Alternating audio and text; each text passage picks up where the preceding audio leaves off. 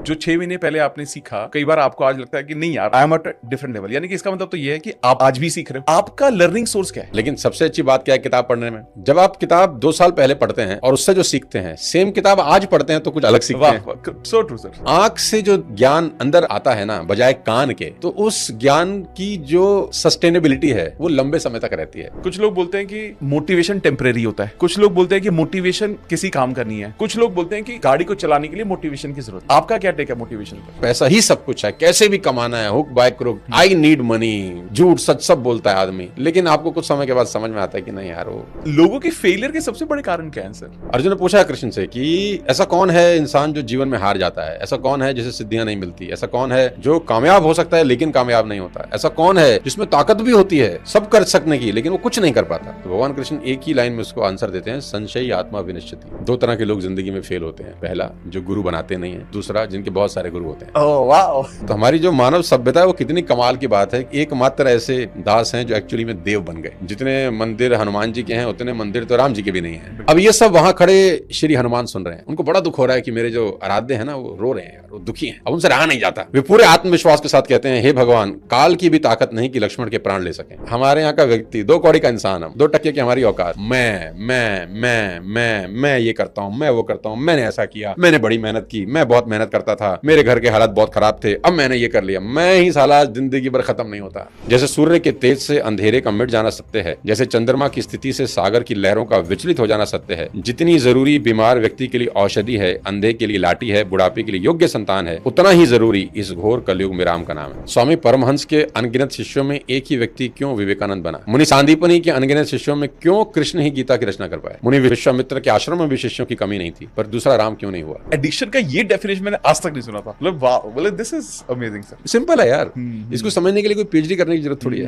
When you meet lot of young people, जब young लोगों से मिलते, what do you suggest more? Looking for better opportunity in job or getting into a business या खुद का कुछ क्रिएट करो? आप सारा दिन मंदिर में बैठे हो, घंटी बजा रहे हो, आपने सारी गीता पढ़ ली, जब आपको कोई 20 लाख रुपए की चोट मार के चला गया तो आप भन बना गए, आपने कहा मर्डर कर दूंगा इसका, फिर आप भूल गए दुख सुख में संभाव, तो फिर क्या फायदा हुआ गीता पढ़ने का? सड़क पे आगे बढ़ने के लिए जो कार आप चला रहे हैं ना, उसमें 7 गियर होते हैं, लेकिन लौटने के लिए एक ही गियर बहुत है, और वो जो बैक गियर है ना वो है मैं।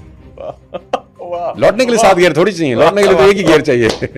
हर दिन को जियो अंतिम ही दिन मान, अंतिम पल है कौन सका है जान। क्षणभंगुर जीवन की कलिका, कल प्रातः को जाने खिले न खिले, मलयाचल की श्रुति शीत मंद सुगंध, समीर चले न चले, कलिकाल कुठार लिए फिरता, तन नम्र से चोट झिले न झिले, भजले हरि नाम हरि रसना, फिर अंत समय तो हिले ना हिले। हेलो दोस्तों, रीडर बुक्स क्लब के एक और जोरदार पॉडकास्ट में आपका बहुत बहुत स्वागत है। और आज का जो ये पॉडकास्ट है, ये एक माइलस्टोन है हमारे लिए, क्योंकि आज एक ऐसे इंसान हमारे पॉडकास्ट पर हैं जिनको इंट्रोडक्शन की कोई जरूरत नहीं है। ये सोशल मीडिया पर मिलियंस ऑफ लोग इनको फॉलो करते हैं, चाहे वो यूट्यूब हो, चाहे इंस्टाग्राम हो, चाहे फेसबुक हो। इनके मोटिवेशनल जो सेमिनार्स हैं, सेशंस हैं, दुनिया भर के लोग इन्हें सुनते हैं, सुनना चाहते हैं। मैंने आज तक भी जब भी इनको किसी इवेंट में सुना तो एज अ चीफ गेस्ट ही सुना है। और मैंने इनकी जो पूरी एंटायर जर्नी को हमने कहीं ना कहीं सोशल मीडिया के थ्रू वो इवॉल्व होते देखा, उस शिखर पर जाते हुए देखा जो जहां पर हम सब पहुंचना चाहते हैं। एक मोटिवेशनल स्पीकर भी हैं, एजुकेटर भी हैं। उनका प्राइम पर्पस ये है कि जो भी कुछ उन्होंने अपनी जिंदगी में सीखा है उसके माध्यम से अपनी नॉलेज को शेयर कर सकें, लोगों तक वो नॉलेज को पहुंचा सकें और लोगों की जिंदगी को इन्फ्लुएंस कर सकें। इसलिए लाखों लोगों की जिंदगी को उन्होंने बदला। हमारे लिए खास इसलिए भी है क्योंकि उनकी एक किताब लॉन्च होने जा रही है और मुझे बहुत ज़्यादा प्राउड फील हो रहा है कि उनकी किताब हमारे माध्यम से भी लॉन्च होने जा रही है हमारे चैनल पर। तो मैं स्वागत करना चाहूँगा सोनू शर्मा जी का। बहुत बहुत शुक्रिया दोस्त बुलाने के लिए। मैं बहुत एक्साइटेड हूँ क्योंकि मुझे ऐसा लगता है कि एक तो आप बहुत ज़्यादा पॉडकास्ट पे नहीं गए और जो इंसान ऑलरेडी एक सेलिब्रिटी से कम नहीं है। मैं आपको जहाँ पर भी मैंने देखा है, जिस भी इवेंट में देखता हूँ, मैं आपको चीफ गेस्ट ही देखता हूँ। और आपकी जब पता चला कि आपकी किताब आ रही है तब हमने सोचा कि क्यों ना इसके बहाने हम मुलाकात करें, और I am so blessed that आपने हाँ बोला और आज हम फाइनली मिल रहे हैं। बहुत बहुत शुक्रिया यार। और मैं कोई 1.25 साल 1.5 साल से प्रोसेस में हूँ कि मैंने जो सीखा है अपने जीवन में 20-25 साल में उसको संजोऊं, उसको एक कैप्सूल बनाऊं और जितने लोग इस फील्ड में हैं, एजुकेशन की फील्ड में, जो सिखाना भी चाहते हैं और जो सीखना भी चाहते हैं, उनको कुछ दूं अपनी तरफ से, क्योंकि हर जगह तो पहुंचना अब संभव है नहीं। तो किताब एक माध्यम है जो हर जगह पहुंचाई जा सकती है। तो ये एक प्रयास है और उम्मीद करता हूँ कि ऑडियंस ने जितनी मोहब्बत करी है पिछले 10-12 साल में, वो किताब को भी उतनी मोहब्बत करेंगे। Super sir. नहीं, इसका टाइटल भी बहुत अच्छा है सर, सफलता के 24 अध्याय। और जिस तरह से मैं इसका इंडेक्स भी देख रहा था और मैंने इसके कुछ चैप्टर्स को पढ़ा भी, तो मुझे समझ में आया कि इसके पहले हम शेयर भी कर रहे थे आप कि हर एक चैप्टर एक किताब है अपने आप में, उसमें इतना ज्ञान है। तो मुझे लगता है जैसे आपने पिछले इतने साल तक काम करते गए, आपने डिफरेंट इंडस्ट्रीज में काम किया, आज आप कॉर्पोरेट ट्रेनिंग कर रहे हैं, कॉर्पोरेट वर्कशॉप कर रहे हैं, मोटिवेशनल स्पीकर है, बहुत कुछ किया आपने। आप जब एक किताब आपने लिखने के बारे में सोचा, इससे पहले आपका थॉट क्या था कि मैं किताब लिख क्यों रहा हूँ? देखो, ये कोई सोच के किया हुआ कार्यक्रम नहीं है कि चलो यार किताब लिखते हैं। अच्छा, ओके। ऐसा कुछ नहीं है। तो हम तो ऑलरेडी लिख ही रहे थे इतने सारे साल से। जब हम कंटेंट बनाते थे अपने ऑडियंस के लिए, या यूट्यूब पे बनाते थे, या कॉर्पोरेट्स के लिए बनाते थे, तो लिख तो हम रहे ही थे। करेक्ट है। लेकिन वो बिखरा बिखरा था सब कंटेंट। मतलब वो कुछ इधर है, कुछ इधर है, कुछ ऐसा है, कुछ वैसे है। और कभी कभी खुद को भी ढूंढने में तकलीफ होती थी यार, कि ये चीज़ कहाँ है मेरी जो मैंने लिखी थी। अच्छा। तो मेरे को लगा जब मेरे को ही तकलीफ हो रही है इतनी तो ऑडियंस को तो बहुत तकलीफ होती होगी कि यार मुझे कोई एक एक फ्लो में कुछ चाहिए। तो फिर वो जो हमने कुछ तो लिखा ही हुआ था, और फिर उसके ऊपर हमने काम करना शुरू किया। तो जैसे जैसे हम लोग काम करते गए, धीरे धीरे समझ में आने लग गया कि यार कितनी सारी चीज़ें थी जो मैं ही भूल चुका हूँ। क्योंकि जो मैंने 5 साल 7 साल पहले बात करी थी, अब मेरे को याद ही नहीं है, और उस वक्त वो इतनी गजब बात थी। तो मैंने सारी चीज़ें याद करी कि हमने कौन कौन सी बातें कब कब करी थी, क्योंकि सबसे बड़ा खजाना यही है यार। तो फिर हमने उसको इकट्ठा करना शुरू किया, कंपाइल करना शुरू किया, करते वो एक रॉ डेटा इकट्ठा हुआ, और वो 3-4 ग्रंथ के बराबर इकट्ठा हो गया। क्योंकि मेरे को लिखने का बहुत शौक है। मेरे घर में आज भी कोई 20-25 बड़ी बड़ी डायरीज इतनी मोटी मोटी होंगी जो मैंने सिर्फ लिखी हुई हैं। तो फिर मैंने वो सारा इकट्ठा किया कि मैंने कब, कौन से साल में, कहाँ पर क्या ट्रेनिंग जब करी थी, तो उसके लिए क्या प्रिपरेशन करी थी, उसमें कौन सी लाइन बहुत अच्छी थी।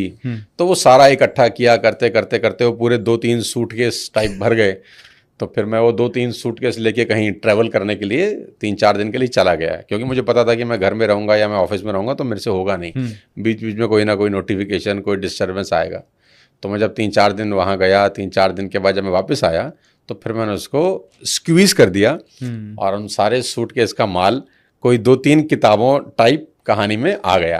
तो मेरे को लगा चलो मैं अब 10% पे आ गया हूँ। अब उस 10% को मुझे 2-3% करना था। तो ये आपके हाथ में जो है ये कंसंट्रेट है जैसे वो रसना की एक छोटी सी शीशी आती थी ना, जिससे बहुत सारी रसना बन जाती थी। तो what you are holding in your hand is a concentrate. इससे आप 100-200 क्या कहते हैं कंटेंट तैयार कर सकते हैं। और मैं बहुत ईमानदारी के साथ बोलता हूँ कि मुझे 1.5 साल लग गया इस पूरे प्रोसेस को करने में। जो मेरा पब्लिशर है वो भी मेरे से दुखी हो गया कि भाई कब हम इस दुनिया में, इस जिंदगी में कभी आपका किताब लॉन्च कर पाएंगे कि नहीं कर पाएंगे। तो क्योंकि जो 6 महीने पहले मैं लिख रहा हूँ वो मुझे आज अच्छा नहीं लग रहा 6 महीने पहले मैं लिखता हूँ यार कि मैंने क्या गजब लिखा यार, और आज मैं उसको पढ़ता हूँ तो मैंने बोला नहीं यार इसमें करेक्शंस हो सकती हैं अभी, और तो मैं उसको फिर करेक्ट करता हूँ। फिर प्रूफ रीडिंग के लिए आती है कि अब आप देख लो, फाइनल हम छापने जा रहे हैं। मैंने कहा नहीं यार, ये वाले इस चैप्टर में ये 4 लाइनों हम इसको इससे रिप्लेस कर सकते हैं क्या? बोला सारा अलाइनमेंट चेंज हो जाता है, आप जैसे ही कुछ चेंज करते हो। तो मैंने बोला यार वो जम नहीं रहा। तो करते फाइनली हमने कहा यार डेट लॉन्च कर दो और इसको लॉन्च कर दो अब क्योंकि कितना आप इम्प्रूव कर सकते हैं। Correct sir. तो मेरी थोड़ी सी आदत यह है कि मैं थोड़ा परफेक्शन की तरफ ज़्यादा जाता हूँ, जो कि इसमें फ़ायदा भी होता है, कभी कभी नुकसान भी होता है। तो आपके हाथ में कंसंट्रेट है यार हमारे 20-25 साल के लर्निंग एक्सपीरियंस का और कोचिंग एक्सपीरियंस का। Superb sir, superb sir. एक चीज़ मुझे बताइए, जैसे आपने थ्रू आउट इतना कुछ सीखा, और आपने कभी बहुत अच्छी बात बोली कि जो 6 महीने पहले आपने सीखा वो कई बार आपको आज लगता है कि नहीं यार I am at different level. यानी कि इसका मतलब तो ये है कि आप आज भी सीख रहे हो। करेक्ट है। आपका लर्निंग सोर्स क्या है? बुक्स। ओके। किसी भी व्यक्ति का सबसे अच्छा लर्निंग सोर्स बुक्स होता है, नंबर 1। नंबर 2 होता है ऑब्जर्वेशन। ऑब्जर्वेशन इसलिए मैं बोलता हूँ कि आपके आसपास इतना घट रहा है, अगर आप में ऑब्जर्विंग पावर बहुत अच्छी है, आप एब्जॉर्व कर सकते हो, अच्छा है ना। अब जैसे किसी ने लिखा कि बड़ा हुआ तो क्या हुआ, जैसे पेड़ खजूर, पंछी को छाया नहीं, फल लागे अति दूर। तो ये ऑब्जर्वेशन है। जो लिख रहा है वो पढ़ा लिखा है ही नहीं। कि ऑब्जर्व कर रहा है, वो खाली देख रहा है कि क्या घट रहा है, इससे क्या सीखा जा सकता है। तो हमारे जो पुराने लोग थे ना, उनकी ऑब्जर्वेशन पावर बड़ी गजब थी। उन्होंने एक दोहे में ही पूरी जिंदगी का सार लिख दिया। बड़ा हुआ तो क्या हुआ, जैसे पेड़ खजूर, एक दोहा है, पूरी जिंदगी का सार हो गया है ना। अब पछताए होत क्या, जब चिड़िया चुग गई खेत। मतलब एक लाइन के अंदर वो पूरी जिंदगी का आपको सार दे देते हैं।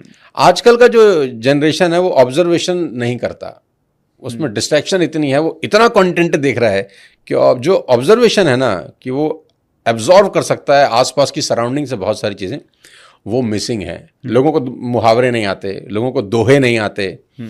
मतलब एक दोहा, एक मुहावरा is equal to reading sometime 10-20 books. क्या आपने ना, कल करे सो आज कर, आज करे सो अब, पल में परले होएगी बहुरी करेगा कब। अब ये एक ही लाइन अपने आप को पूरी जिंदगी का सार है। सही बात। कि भैया काम को कल पे मत डालो, प्रोक्रास्टिनेशन वाले पंगे में मत पड़ो। लेकिन लोग अब ऑब्जर्व नहीं करते। तो बुक्स से अच्छा कोई रास्ता नहीं है। हो सकता है बुक का एक दोहा, एक लाइन आपका पूरा जिंदगी का डायरेक्शन चेंज कर दे, इफ यू रीड। आपकी फेवरेट किताबें कौन सी हैं? मैं जो सबसे पहले जो मुझे किताब ने बहुत प्रभावित किया वो था जॉन क्लासन की रिचेस्ट मैन इन बेबीलोन। अरे वाह वाह वाह वाह। जो कोई 60-50 साल पहले शायद लिखी गई होगी। तो मेरी पहली किताब थी जो मैंने अच्छे से पढ़ी। जो पहली बार पढ़ी तो मेरे कुछ समझ ही नहीं आई, वो अंग्रेजी में थी, हमारा वैसे बहुत हार्ड टाइट था। लेकिन वो डिक्शनरी का सहारा ले लेके हम लोगों ने उसको पढ़ा। लेकिन सबसे अच्छी बात क्या है किताब पढ़ने में, जब आप किताब 2 साल पहले पढ़ते हैं और उससे जो सीखते हैं, सेम किताब आज पढ़ते हैं तो कुछ अलग सीखते हैं। So true sir, so true. किताब तो वही है, कंटेंट भी वही है, क्या चेंज हो गया, आपका थॉट प्रोसेस, आपका मेंटल लेवल बड़ा हो गया, अच्छा हो गया, तो आप उसी लाइन से कुछ और मतलब निकाल लेते हैं। कभी कभी आप किताब पढ़ते हैं, आपको समझ नहीं आती, तो उसमें किताब की गलती नहीं है। आपकी समझ इस लायक ही नहीं है कि आपको किताब समझ में आए। बहुत बुक्स ऐसी हैं जो मैं 2 साल 3 साल पहले पढ़ता था, मेरे पल्ले नहीं पड़ती थी। मैं बोलता था यार ये क्या फालतू की किताब है यार, मैं क्यों खरीद के ले आया इसको। बट आज जब मैं वो किताब पढ़ता हूँ, मैं अपने ऊपर गुस्सा आता है कि तेरी अकल नहीं थी 3 साल पहले, गधे, किताब तो बहुत बढ़िया है। तो ये बहुत इंपॉर्टेंट है कि बुक, एक किताब आपको पूरी जिंदगी कुछ नया सिखाएगी। किताब की वजह से नहीं, कंटेंट की वजह से नहीं, आपके माइंडसेट की वजह से। अगर आपको एक किताब कुछ नया नहीं सिखा रही तो इसका मतलब आप ग्रो हो ही नहीं रहे। किताब 1 साल बाद आप पढ़ें तो आपको कुछ नया सीखने को मिलना चाहिए उस किताब से। नहीं मिल रहा तो गलती किताब का नहीं है, गलती किताब की, आप ग्रो नहीं हो रहे। बहुत अच्छा सर। एक चीज मैं आपसे, आज के युग में, मतलब क्या आप भी ये देखते हैं कि आजकल, जैसे मैं I am old school reader, ठीक है सर, मेरे पास 2-2.5 हज़ार किताबें हैं, 900 साढ़े 900 हज़ार किताबें मैं पढ़ चुका हूँ आज तक। तो मेरा, क्योंकि हमारा तो काम भी यही करते हैं हम। ठीक। तो आज के ट्रेंड में ये देखा जा रहा है कि people are less towards physical book and more towards audio books, videos, and now more towards podcast. तो उसके बावजूद आपने कहा कि मेरे को तो फिजिकल बुक निकाली है। Do you see this change, और what do you feel about this? देखो, जो ऑडियो लिसनिंग है वो कहीं बुरी बात नहीं है, टेक्नोलॉजी है, आपको सपोर्ट करती है। मैं इसको एजुकेशन ऑन व्हील्स बोलता हूँ कभी कभी, कि आप 2 घंटे के जाम में फंसे हैं तो आप क्या कर सकते हैं। अगर आप खुद ही कार चला रहे हैं, फॉर एग्जांपल, आपके पास ड्राइवर नहीं है, तो बेस्ट है कि आपने अपने कान में एयरपोर्ट लगा रखा है, या आपका मोबाइल आपके सिस्टम से कनेक्ट है और आप कुछ सुन रहे हैं, आप कुछ सीख रहे हैं, उसमें कोई बुराई नहीं है। बट मुझे ऐसा लगता है कि आंख से जो ज्ञान अंदर आता है ना, बजाय कान के, तो उस ज्ञान की जो सस्टेनेबिलिटी है वो लंबे समय तक रहती है। कान का ज्ञान कोई बुरा नहीं है, आप सुन के भी ज्ञान इकट्ठा कर सकते हैं, लेकिन ये जो आंख के थ्रू पढ़कर दिमाग के थ्रू जब अंदर जाती है ना चीज़, जब ये चीज़ें अलाइन होती हैं तो ज़्यादा समय तक आपके जहन में रहती है। मुझे ऐसा पर्सनली लगता है। तो किताबें इसलिए बहुत इंपॉर्टेंट हैं। गलत तो वो भी नहीं, आप कान से सुने, ना सुनने से तो 100 गुना अच्छा है यार, कि एटलीस्ट आप कम से कम सुन तो रहे हैं। हाँ, अमेजिंग सर। आपने ना इसमें दृढ़ इच्छा शक्ति की बहुत बात की है। इसका एक्चुअली मीनिंग क्या है? क्योंकि लोग, जब हम इच्छा शक्ति या विल पावर की बात करते हैं तो पहले तो वो अंदर का मोटिवेशन है। कुछ लोग बोलते हैं कि मोटिवेशन टेम्परेरी होता है, कुछ लोग बोलते हैं कि मोटिवेशन किसी काम का नहीं है, कुछ लोग बोलते हैं कि गाड़ी को चलाने के लिए मोटिवेशन की जरूरत है। आपका क्या टेक है मोटिवेशन पर? देखो, इनिशियल तो आप किसी को एजुकेट करने के लिए बुला रहे हो, तब भी एक जर्क की जरूरत है उसको। एक झटके की जरूरत है। कभी कभी क्या होता है ना, आपकी कार की बैटरी खराब हो जाती है, तो आप दूसरी गाड़ी की बैटरी निकालते हैं, है ना, तो फिर क्या करते हैं आप, उसकी तार से इस तार को झटका देते हैं। हाँ। तो मोटिवेशन वो झटका है कि एक बार चले तो सही, वाह वाह वाह, क्या बात, वाह। एक बार तो हिले, Right. उसके बाद तो फिर दूसरे रास्ते हैं उसको मंजिल तक पहुंचाने के या ठीक करने के। तो बाहर की बैटरी मैं हूं, आपकी बैटरी डाउन है, मैं इतना काम तो कर ही सकता हूं ना कि मैं एक बार आपको झटका दे दूं, सो दैट आप मूव कर जाएं। अभी तो आप बैठे हैं, लथार्जिक हैं, सो रहे हैं, पता नहीं जिंदगी में क्या होगा ऐसा सोच रहे हैं। तो मैं बाहर की बैटरी हूं मैं एक बार तो आपको झटका दे के उठा देना चाहता हूं। फिर मेरे पास दूसरा रास्ता भी है कि एक बार आप उठें, हल्के फुल्के मोमेंटम में आए, फिर मैं आपको एजुकेशन की तरफ ले जाऊं और फिर आपको बताऊं कि ये चीजें करनी जिंदगी में बहुत जरूरी हैं। उस सोए हुए आदमी को आप कितना एजुकेट कर सकते हैं, पॉसिबल ही नहीं है। वो सो रहा है, आपने पूरी जिंदगी का ज्ञान दे दिया उसको, कुछ तो first you have to wake him up कि जा यार, उठ यार, हिल यार। तो हल्का सा वो हिलेगा, हल्का सा उठेगा, फिर आप उसको कुछ सुनाना चाहते हैं तो वो सुनेगा भी सही। सुप्त आदमी को क्या सुनाएंगे आप? तो मोटिवेशन एक जर्क है जो एटलीस्ट आदमी को हल्का सा हिलाता तो है एक बार, और वो इनिशियल बहुत जरूरी है। आपके अकॉर्डिंग सक्सेस का डेफिनेशन क्या है? मैं तो बहुत डिफरेंट, सक्सेस की डेफिनेशन हर किसी इंसान के लिए सब अलग अलग होती है, तो मेरे लिए तो बहुत अलग है। मेरे लिए सक्सेस की definition over a period of time change भी हुई है। मैं पहले मुझे ऐसा लगता है, अभी भी लगता है कि यार सक्सेस की सबसे बड़ी डेफिनेशन ये है कि आपके जो बच्चे हैं वो आपके जैसा बनना चाहते हैं कि नहीं बनना चाहते। क्योंकि अगर बच्चे अपने बाप में रोल मॉडल नहीं ढूंढ रहे तो आप अरबों रुपए कमा के भी फेल हो गए। आपके पास अरबों रुपए की संपदा है, लेकिन बच्चा कहता है यार तेरे ऐसा नहीं बनना, मुझे पसंद नहीं है पापा, आप है ना, आपने मेरे साथ टाइम नहीं बिताया, आपने हमारे को टाइम पर सपोर्ट नहीं किया, ध्यान नहीं दिया हमारा, आप पैसे कमाने में लगे रहे, आप सोशल सर्कल बनाने में लगे रहे, जब हम आपकी ज़रूरत थी आप नहीं थे यहाँ पे।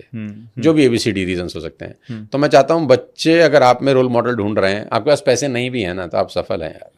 आप गरीब हैं, आप पे पैसे नहीं हैं, आप पे कर्ज चल रहा है, लेकिन बच्चे कहते हैं नहीं बाप हो तो ऐसा हो यार। वाह वाह वाह वाह। हम ठीक है, इसके पास पैसे नहीं थे, ठीक है, इसने जैसे तैसे करके हमको परवरिश करी, लेकिन कमी महसूस नहीं होने दी कभी भी, ना टाइम की कमी महसूस होने दी, ना हमारी फीस कभी लेट हुई। ठीक, हम समझते हैं वो संघर्ष कर रहा है, लेकिन यार बाप हो तो ऐसा या माँ हो तो ऐसी, यार इन्होंने कभी हमको शो ही नहीं होने दिया कि ये लोग कितनी तकलीफ में हैं।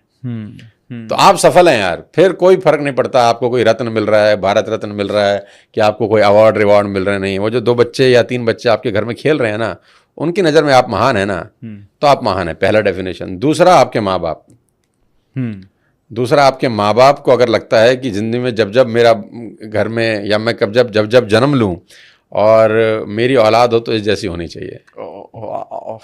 आपके माँ बाप को लगे अगर मैं 100 जन्म लूँ तो 100 जन्म में बेटा जैसा हो या बेटी इस जैसी हो। आप सफल हैं, पैसा हो ना हो, दुनिया इज्जत करती हो ना करती हो, वो सब बेकार की चीज़ें हैं।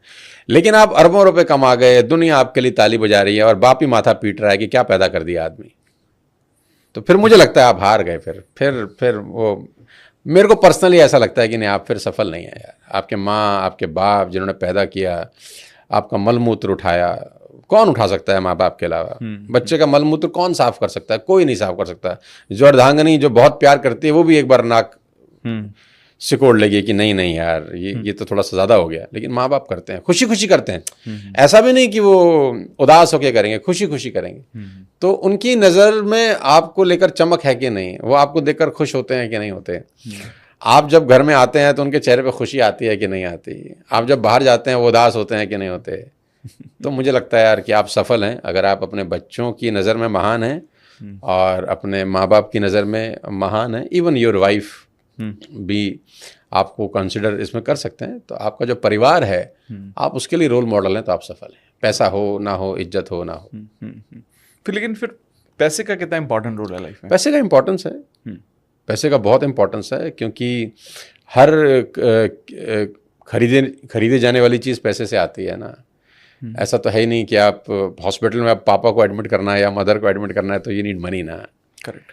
तो पैसे का तो रोल है ही। आपको अपने बच्चों की परवरिश करनी है, उसको एजुकेशन देनी है, यूनिवर्सिटी में पढ़ाना है, तो यू नीड मनी। आप जिस घर में रह रहे हैं बच्चों के लिए प्रॉपर कूलर पंखा AC लग रहा है, तो यू नीड मनी। पैसे का ज़रूरत है, बहुत ज़रूरत है। तो लेकिन सक्सेस और पैसा ऐसा नहीं है कि जो पैसा है जिसके पास वो बहुत सफल है, मैं उसको मिलाना नहीं चाहता। सक्सेस अलग है, पैसा अलग है। पैसे की अपनी अहमियत है, सफलता की अपनी अहमियत है। हाँ, पैसे वाला आदमी सफल हो ये मेरी अच्छा, थॉट प्रोसेस में नहीं है। ओह, आदमी मेरे थॉट प्रोसेस में वो भी सफल हो सकता है जिसके पास पैसे नहीं है लेकिन माँ बाप की नज़र में महान है, बच्चों की नज़र में महान है। मैं थोड़ा सा उस तरीके से सोचता हूँ, मतलब मेरा थॉट प्रोसेस उस तरीके के थोड़ा ज़्यादा है। बट आपको लगता है कि ये थॉट भी इवॉल्व हुआ है आपका कुछ हाँ, साल के बाद? बदलता है। आप जैसे जैसे आप ग्रो होते हैं धीरे धीरे आपके थॉट प्रोसेस चेंज होते हैं। स्टार्टिंग में तो हम भी सोचते थे यार कि पैसा इस दुनिया में सबसे बड़ी चीज़ है, और जब पैसा आता है फिर समझ में आता है कि नहीं नहीं आप गलत है। लेकिन वो तभी समझ में आता है जब आ जाता है पैसा। जब तक पैसा नहीं होता ना तब तक आपको लगता है कि यार पैसा ही सब कुछ है, कैसे भी कमाना है, hook by crook, I need money, झूठ सच सब बोलता है आदमी। लेकिन आपको कुछ समय के बाद समझ में आता है कि नहीं यार वो है नहीं ऐसा, ऐसा हमें लग रहा था। लेकिन वो तब तक समझ में नहीं आएगा जब तक होगा नहीं। वही बात है ना कि जब पैसे था नहीं तो सब कुछ चाहिए था, आज है तो कुछ नहीं चाहिए। जब कुछ नहीं खरीद सकते थे तो सब खरीदने का मन करता था, आज सब खरीद सकते हैं तो इच्छाएं खत्म हो गई। ये बहुत गहरी बात है सर। आई थिंक ये पूरा जो पार्ट आपने बताया ना सक्सेस की, ये सारा बहुत डीप है सर। और ये मैं इसलिए बोल पा रहा हूं क्योंकि इसके लिए जीवन का एक्सपीरियंस चाहिए। और वो जब तक आप उस अपनी लाइफ के पीक पर एक सफलता तक नहीं पहुंच सकते, हम ये समझ ही नहीं सकते। क्योंकि एक वक्त था जब हम दौड़ रहे थे पैसा पैसा पैसा पैसा, और हमें जब परिवार में भी थे, हम एक इंसान जिसकी कमी घर में होती है, मान लो पैसे की कमी है तो इंसान पैसे के पीछे ही दौड़ता है। हाँ, वही सीखता है वो सारा का सारा। बिल्कुल। बाद में समझ में आता है ये तो किस चीज के चक्कर में क्या चीज छोड़ रहे हैं हम। जो चीज़ नहीं होती उसकी ज़रूरत लगती है, और जब हो जाती है तो कहते हैं ना जिस चीज़ की प्राप्ति हो जाती है उसमें सुख की समाप्ति हो जाती है। जब तक नहीं होता तब तक वो दूर के ढोल थे यार बड़े अच्छे लग रहे थे, लेकिन जैसे ही आता है आपको लगता है अरे यार इसके लिए भाग रहे थे यार। सुपर। तो लोगों की फेलियर के सबसे बड़े कारण क्या हैं सर? मुझे तो बहुत सारे कारण हो सकते हैं, लेकिन जो मुझे लगता है कि मैंने जो अपने 20-25 साल के करियर में सीखा है या मुझे समझ में आया है कि फेलियर का सबसे बड़ा कारण डर होता है, डाउट होता है। ओके। हाँ, कि अगर आपको डाउट है, डर है, तो आप कामयाब हो ही नहीं सकते। आपके पास कितनी मर्जी ताकत हो, पोटेंशियल हो, विल पावर हो, लेकिन आखिरी में किसी ने कान में बोल दिया कि तुझसे नहीं होगा और आप डर गए, खत्म, गुब्बारा फूट गया। आपने कितनी ही तैयारी करी हो दौड़ से पहले, दौड़ने के लिए कि मैं ये कर दूंगा वो कर दूंगा, आप में सामर्थ्य है, पोटेंशियल है, किसी ने कान में बोल दिया नहीं होगा यार, और आप डर गए, खत्म, बुलबुला फूट गया। डर सबसे इम्पॉर्टेंट चीज़ है यार। और भगवान कृष्ण ने भी अर्जुन से कहा, देखो अर्जुन ने पूछा कृष्ण से कि ऐसा कौन है इंसान जो जीवन में हार जाता है, ऐसा कौन है जिसे सिद्धियां नहीं मिलती, ऐसा कौन है जो कामयाब हो सकता है लेकिन कामयाब नहीं होता, ऐसा कौन है जिसमें ताकत भी होती है सब कर सकने की लेकिन वो कुछ नहीं कर पाता। तो भगवान कृष्ण एक ही लाइन में उसको आंसर देते हैं, संशय आत्मा विनश्यति। संशय में जो आत्मा है उसका विनाश निश्चित है। संशय का मतलब डाउट, संशय आत्मा विनश्यति, यानी जो आदमी संशय में है, डाउट में है, उसका विनाश निश्चित है, होगा ही होगा, मर जाएगा वो। तो डाउट में मत रहे, या तो कर या मत कर। मतलब ये बीच का इल्यूजन आपको जिंदगी में बर्बाद करता है। Be clear what you want in life. बहुत सारे लोगों की सबसे बड़ी प्रॉब्लम है उनको ये पता ही नहीं उनको क्या चाहिए। बी क्लियर कि जिंदगी में ये चाहिए, ये नहीं चाहिए, ये करूंगा, ये कभी नहीं करूंगा। मतलब वो शेड ही ना हो कि कभी हाँ चल कर लेते हैं, अरे रहने देते हैं। तो ये जो बीच की अवस्था है इसमें आदमी परेशान होता है। तो फिर अर्जुन ने पूछा इसका निवारण कैसे होगा, ये तो प्रॉब्लम बता दी आपने, अब सोल्यूशन भी देके जाओ। तो भगवान ने फिर एक लाइन बोली, श्रद्धावान लभते ज्ञानम। श्रद्धावान मतलब जो आदमी सबमिशन मोड में है ना, उसको लाभ होगा ही होगा। सबमिट हो जाए, किसी एक के प्रति नतमस्तक हो जाए कि तू जैसा बोलेगा वैसा करूंगा, मैं वैसा कर लूंगा, मैं अपनी तरह से कुछ नहीं सोच रहा। श्रद्धावान जो श्रद्धा में है, सबमिशन मोड में है, उसको लाभ होगा ही होगा। तो डाउट सबसे बड़ा कारण है किसी भी व्यक्ति के सफल ना होने का। और अगर डाउट नहीं है, आदमी क्रिस्टल क्लियर है, तो पहाड़ की चोटी पहुंच जाता है। बट सबमिट करना किसी को भी इतना आसान है क्या सर? किसी गुरु को बहुत मुश्किल है यार, बहुत मुश्किल है। क्योंकि आज के डेट में ज़्यादा मुश्किल है। आज की डेट में गुरु कम है, गुरु घंटाल ज़्यादा है। तो आपको ये पिक करना भी बड़ा मुश्किल है यार कि यार मैं सही व्यक्ति पे लैंड कर रहा हूँ कि नहीं कर रहा। आपने तो चैप्टर लिखा है इसमें पूरा गुरु की महत्ता पर। अरे मैं तो देखो गुरु तो बहुत इंपॉर्टेंट है यार, बिना गुरु के तो गति होती नहीं है। दो तरह के लोग जिंदगी में फेल होते हैं, पहला जो गुरु बनाते नहीं है, दूसरा जिनके बहुत सारे गुरु होते हैं। ओह वाह, दो तरह के लोग जीवन में कभी कामयाब नहीं होते, वाह। एक जिनका एक भी नहीं है और दूसरा जिनके बहुत सारे हैं। वाह। तो जिनका नहीं है मैं उनसे पूछता हूँ कि भाई तुमने गुरु नहीं बनाए, क्या कारण है? बोले सर कोई मिला ही नहीं आज तक। तो मैं फिर हैरान होता हूँ यार कि तुम लोग तो बहुत अहंकारी हो। तो बोलते हैं हम क्यों अहंकारी हैं? मैंने कहा यार तुमको आज तक एक आदमी नहीं मिला जो तुमसे बेहतर जानता हो, ये तो अहंकारी है ना। जो तुमसे ज्यादा जानता हो तुम्हें एक भी नहीं मिला आज तक, तो ये अहंकार है। और जिनके बहुत सारे हैं, they keep changing gurus from A to B, B to C, C to D, ये लोग भी परेशान रहते हैं।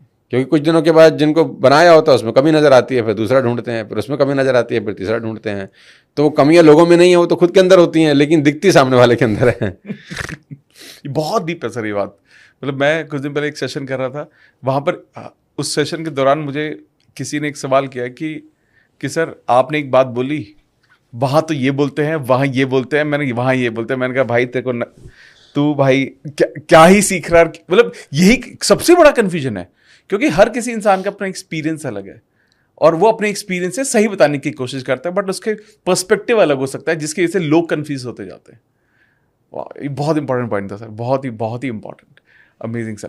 एक चीज आपके अकॉर्डिंग आपका फेवरेट चैप्टर इसमें से कौन सा है? यार मेरा तो फेवरेट चैप्टर है इसमें हनुमान जी का। हनुमान जी का? अरे वाह, प्लीज उस बारे में बताइए थोड़ा। मैं बिल्कुल निसंकोच भाव से बिल्कुल क्रिस्टल क्लियर हूँ कि मेरा सबसे फेवरेट चैप्टर हनुमान जी का है। क्या है सर बताइए। हनुमान जी में तो यार मतलब बहुत कुछ है। मतलब कॉन्फिडेंस ले लो। देखो एकमात्र ऐसे देवता हैं जिनको कोई पूरी हिंदुस्तान में गलत बात नहीं बोलता। भगवान राम के लिए गलत बोल देते हैं लोग, क्या यार उन्होंने अपनी पत्नी को छोड़ दिया, यार ये क्या तरीका था, पत्नी से अग्नि परीक्षा करा ली, ये क्या तरीका था। मतलब भगवान राम के लिए भी लोग ऐसी बात कर देते हैं सही, और खूब करते हैं, है ना। मतलब उनके विरोध में लोग हैं कि यार उनको परीक्षा नहीं करानी चाहिए। देखो भगवान है, अच्छी बात है, हम बड़ा इज्जत करते हैं, लेकिन ये उन्होंने गलत किया। सीता को छोड़ना नहीं चाहिए था, वो गर्भवती थी, ये उन्होंने गलत किया। कृष्ण के लिए गलत बोल देते हैं, छलिया है, चोर है, चोरी भी करता है, और धर्म युद्ध में खुद भी अधर्म बार बार उसने इस्तेमाल किया। तो भगवान कृष्ण के लिए भी आपको लोग मिल जाएंगे जो उनके लिए कुछ नेगेटिव बात बोल देंगे। हनुमान जी एकमात्र ऐसे देवता हैं जिनके लिए आज तक आपने पूरे हिंदुस्तान में एक लाइन गलत नहीं सुनी होगी। वाह वाह वाह वाह वाह। उनके आराध्य भगवान राम के लिए गलत लोग बोल सकते हैं, लेकिन उनके लिए नहीं बोल सकते। ये कितनी गजब की बात है यार कि जो देवता है उनके लिए बोल रहे हैं, दास के लिए नहीं बोल रहे। वाह वाह। तो हमारी जो मानव सभ्यता है वो कितनी कमाल की बात है कि एकमात्र ऐसे दास हैं जो एक्चुअली में देव बन गए। जितने मंदिर हनुमान जी के हैं उतने मंदिर तो राम जी के भी नहीं है। बिल्कुल सही। इवन लक्ष्मण जी के मंदिर भी कोई पूरे देश में कोई 2 4 10 20 होंगे तो मैं कह नहीं सकता। इंडिविजुअल मंदिर नहीं होगा।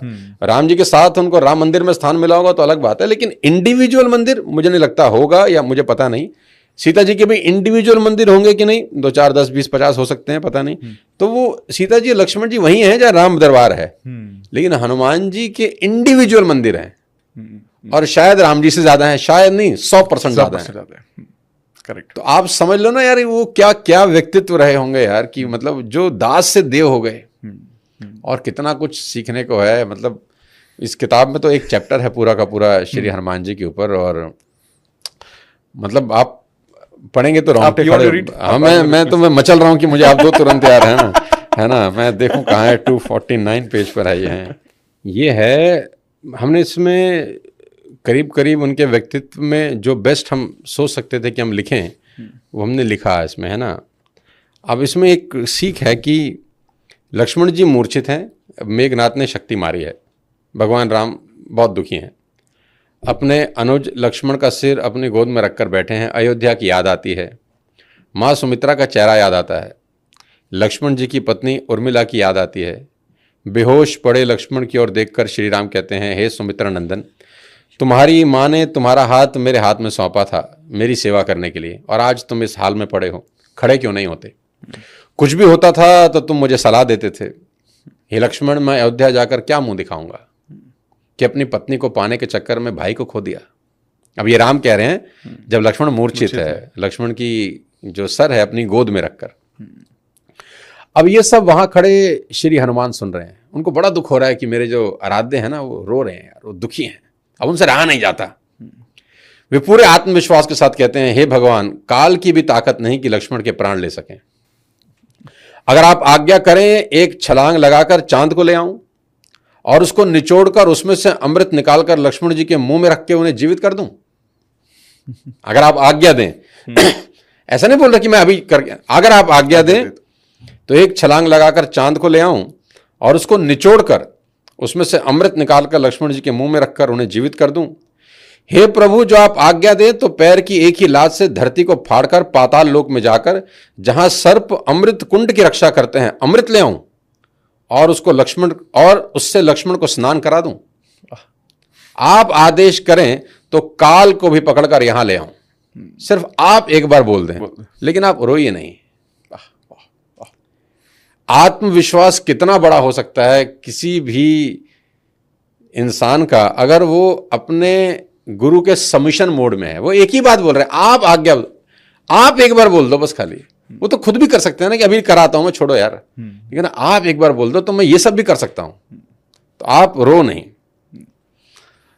अब देखो, लेकिन भगवान खुद शोक में डूबे हैं, उन्हें किसी प्रकार का विचार नहीं आता।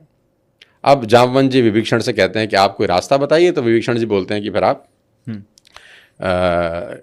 सुषेण वैद्य को ले आइए जो लंका में रहता है। तो फिर वो पूरा प्रसंग है। अब सुषेण वैद्य जब वापस आते हैं तो हनुमान जी की तरफ देखकर बोलते हैं कि काम तो हो सकता है लेकिन करीब करीब असंभव है। महावीर इलाज तो है परंतु अति कठिन और असंभव है। अब यह सुनकर हनुमान जी कहते हैं, आप बोलो तो सही, असंभव तो इस दुनिया में कुछ होता ही नहीं, आप बोल के देखो। तब सुषेण ने कहा, अति दूर उत्तर दिशा में हिमालय पर्वत पर संजीवनी नाम की औषधि है, उसे लाना होगा। श्री हनुमान कहते हैं, बस इतना ही, अभी ले आता हूं। सुषेण चेतावनी देते हुए कहते हैं, इस औषधि को प्रातःकाल सूर्य उदय से पहले लाना होगा। सूर्य उदय से पहले उस औषधि की 2 बूंदें अगर लक्ष्मण के मुंह में डाली जाएं तो लक्ष्मण खड़े हो सकते हैं। सूर्य उदय के बाद ये औषधि किसी काम की नहीं है। उस समय श्री हनुमान ने श्री राम के चरणों में सिर रखकर कहा, हे प्रभु आज्ञा दें। श्री राम बहुत दयनीय भाव से हनुमान से पूछते हैं, पवन पुत्र, सूर्य उदय होने से पहले क्या तुम आ पाओगे? लंका से हिमालय बहुत दूर है। अब हनुमान जी का जवाब सुनो। हनुमान जी पूरे आत्मविश्वास से बोलते हैं, आपकी आज्ञा होगी तो आ जाऊंगा। आपकी आज्ञा होगी तो आ जाऊंगा, और सूर्य की ताकत नहीं कि वह उदय हो। अगर उदय होने का साहस भी उसने किया तो मैं उसे अपने मुंह में रख लूंगा, बस आप आज्ञा दें। अब आप सोचो कि जो सज्जन सब कर सकते हैं वो हर चीज के लिए आप आज्ञा दें, आप बोल दें, आप कह दें, बोल रहे हैं। हमारे यहाँ का आदमी, हमारे यहाँ का व्यक्ति 2 कौड़ी का इंसान, हम 2 टके की हमारी औकात, मैं ये करता हूं, मैं वो करता हूं, मैंने ऐसा किया, मैंने बड़ी मेहनत की, मैं बहुत मेहनत करता था, मेरे घर के हालात बहुत खराब थे, अब मैंने ये कर लिया, मैं ही साला जिंदगी भर खत्म नहीं होता। यही कारण है कि जो दास थे वो देव हो गए, कि वो सबमिशन मोड में हैं। वो आप आज्ञा दें, आपका आशीर्वाद है, आपने किया है। मतलब ये इतना गजब, एक पूरा एक चैप्टर ऐसा है ना दोस्त, कि जो आपके अंदर के तमाम मैं को हटा सकता है अगर उसकी कृपा होगी। देखो, अगर उसकी कृपा ना हो तो मैं फिर भी नहीं निकलता। और इसमें एक और बड़ी खतरनाक चीज, अगर आप बोले तो मैं प्लीज सर, पढ़ना चाहूंगा मैं आपके लिए। तो आप यही शुरू रखिए सर। अब इसमें बड़ी खतरनाक है कि अब रावण ने हनुमान जी को पकड़ लिया है, मेघनाथ बंदी बना के ले आया ब्रह्मास्त्र का प्रयोग करके।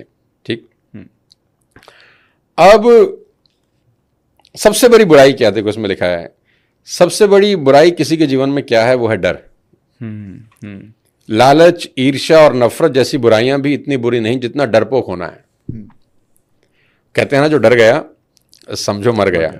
डरपोक आदमी कुछ नहीं कर सकता। इसमें कोई दो राय नहीं कि डर हमारे अंदर की सारी शक्तियों को मार देता है, हमारे एक एक गुणों को कुचलकर नष्ट कर देता है। जितने भी गुण हैं खत्म हो जाते हैं अगर आपके अंदर डर है तो। लेकिन श्री हनुमान को देखें, डर से उनका दूर दूर तक कोई नाता ही नहीं। इसलिए नहीं कि वो ताकतवर हैं, उन्हें कोई हरा नहीं सकता, मार नहीं सकता, बल्कि शायद इसलिए कि वो हारने से नहीं डरते, वे निडर हैं। अशोक वाटिका में रावण के बेटे को मार दिया है। अब आप देखो, दुश्मन के घर गए हो आप और उसी बेटे का मर्डर कर दिया आपने। और दुश्मन कौन? जिससे दुनिया कांपती है, देवता तक कांपते हैं। अशोक वाटिका में रावण के बेटे को मार दिया है क्योंकि उसी रावण के दरबार में उसके सामने खड़े हैं जिसके बेटे का मर्डर किया है। जहां देवता और 10 दिशाओं के द्वारपाल रावण के सामने हाथ जोड़कर खड़े हैं, देवता डरे हैं, दिक्पाल कांप रहे हैं रावण से, लेकिन श्री हनुमान ऐसे खड़े हैं जैसे सांपों के झुंड के बीच में कोई गरुड़ खड़ा हो। और सबसे बड़ी बात, वो रावण की शक्ति को अच्छे से जानते हैं, उसके बावजूद कोई डर नहीं है।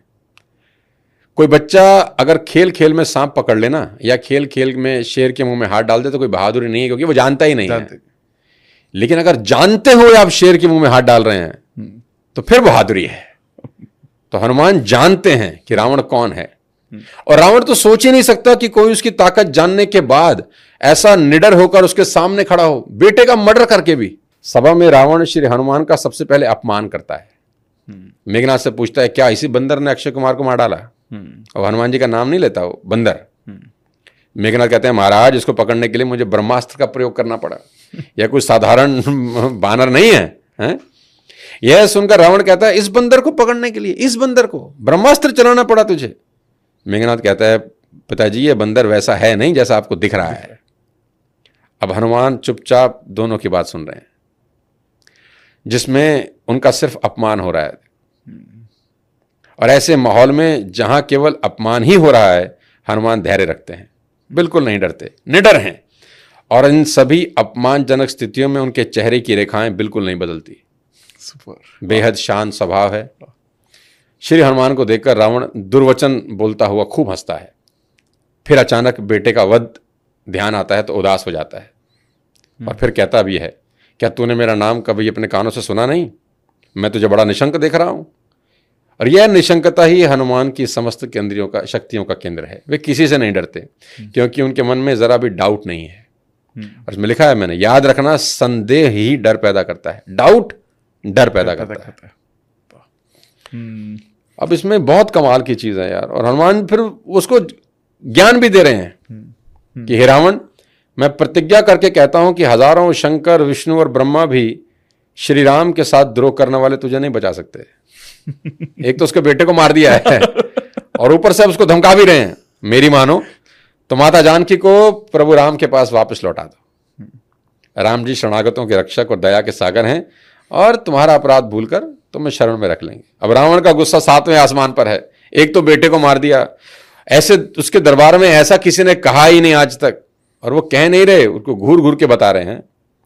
तो रावण कहता है कि इस बंदर को मार डालो। आखिरी में बोला कि इसको मार डालो यार, ये ना, मृत्यु निकट आई खल तो ही, देख तेरे निकट मृत्यु खड़ी है।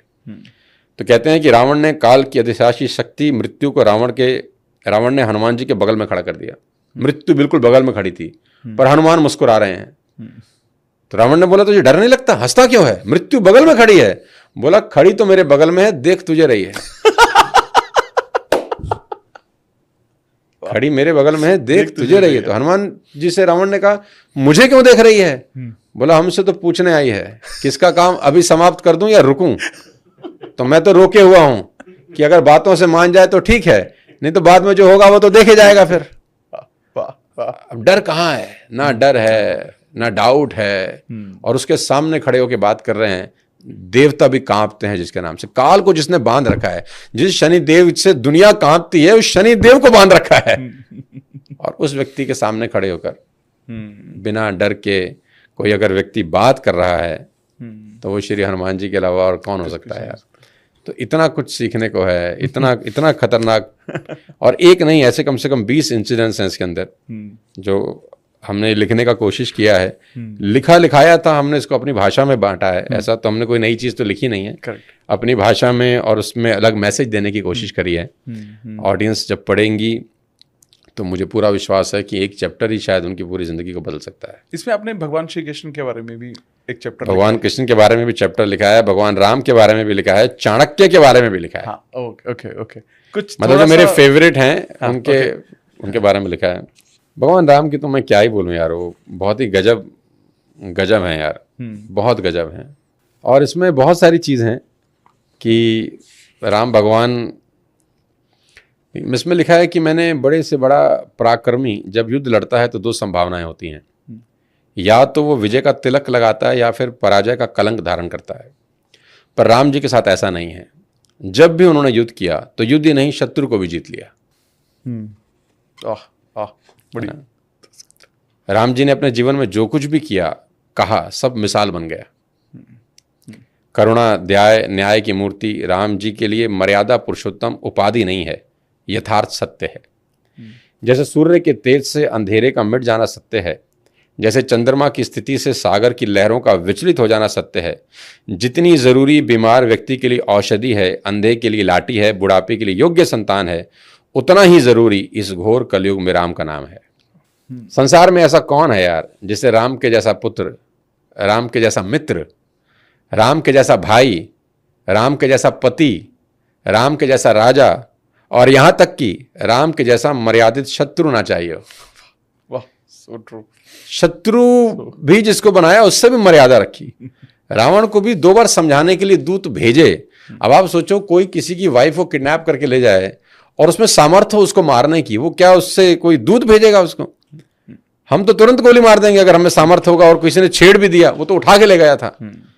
बावजूद उसके उन्होंने अंगद भेजे, हनुमान जी को भेजा और हर तरीके से प्रयास किया कि युद्ध ना हो यार, है ना। ठीक है, गलती होगी, कोई बात नहीं, माफी मांग ले। हमारे यहाँ गलती माफ करता है कोई नहीं करता। और गलती क्या, कितना बड़ा भयंकर मिस्टेक है, कोई पत्नी उठा के ले जाए किसी की, यहाँ तो कोई छेड़ ही दे अगर तो भी खून बह जाए सड़कों के ऊपर। तो राम जी तो फिर राम जी हैं यार, उनसे तो आप बहुत बहुत गजब, बहुत बहुत कुछ है इसके अंदर। अब सब कुछ तो यहाँ नहीं पढ़ते, क्योंकि कुछ तो लोगों के लिए भी छोड़ना चाहिए। बहुत सारे लेसन्स हैं इसके अंदर जो मेरे मन पसंद हैं। इसमें एक बहुत अच्छा चैप्टर है लीडरशिप का। ओके। कि मुझसे अक्सर लोग मिलने आते हैं, पूछते हैं कि लीडरशिप कैसी होनी चाहिए और लीडर बना कैसे जाता है। ओके। क्या क्वालिटीज हो कि आदमी लीडर बन जाए। तो उसमें मैं आपको एक पैराग्राफ पढ़ के दिखाता हूँ। दूसरों के गुणों को निष्काम भाव से ग्रहण करने की कला संसार में बहुत विरल लोगों को मिलती है। स्वामी परमहंस के अनगिनत शिष्यों में एक ही व्यक्ति क्यों विवेकानंद बना?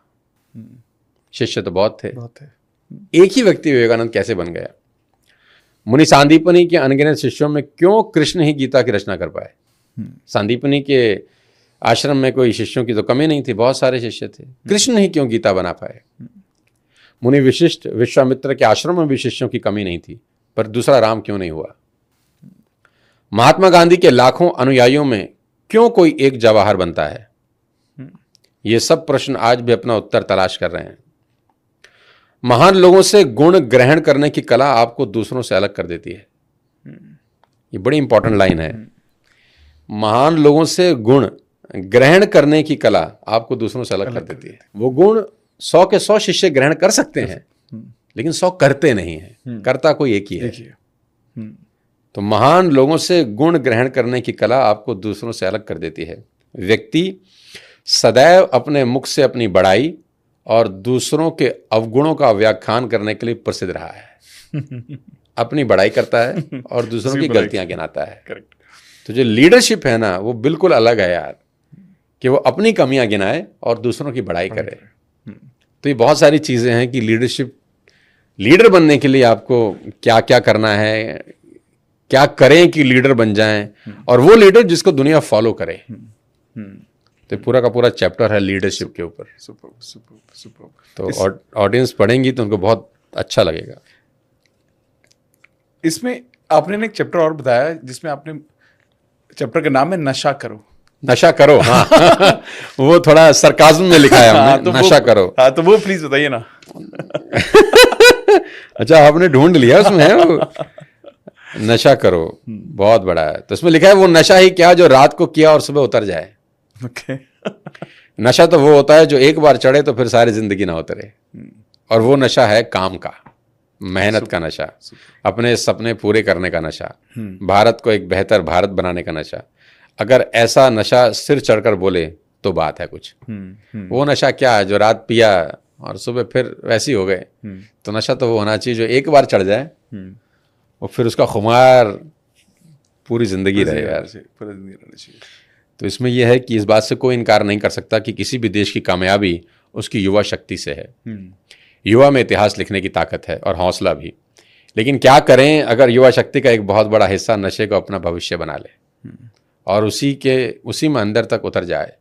जिस उम्र में भगत सिंह देश के लिए शहीद हो गए, उस उम्र में कई नौजवान अपना अनमोल जीवन नशे में गुजार रहे हैं।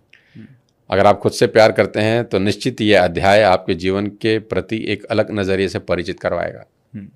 तो यह अध्याय अगर कोई पढ़ ले, एक पूरा चैप्टर ये पढ़ ले, या कोई पिता अपने बच्चों को पढ़ा दे खाली यही चैप्टर, तो मेरा पूरा विश्वास है कि उसके मानस पटल पे बहुत गहरा असर होगा।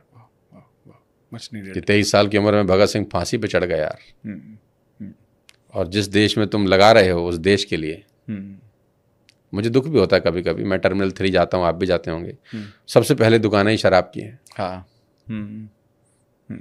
गांधी के देश में गांधी बोलते थे आत्मा का नाश करती है शराब। वहाँ एंटर होते ही पहला स्वागत जो आपका होता है वो उस पे ऑफर चल रहे हैं 4 बॉटल पे 1 ब्रीफकेस फ्री।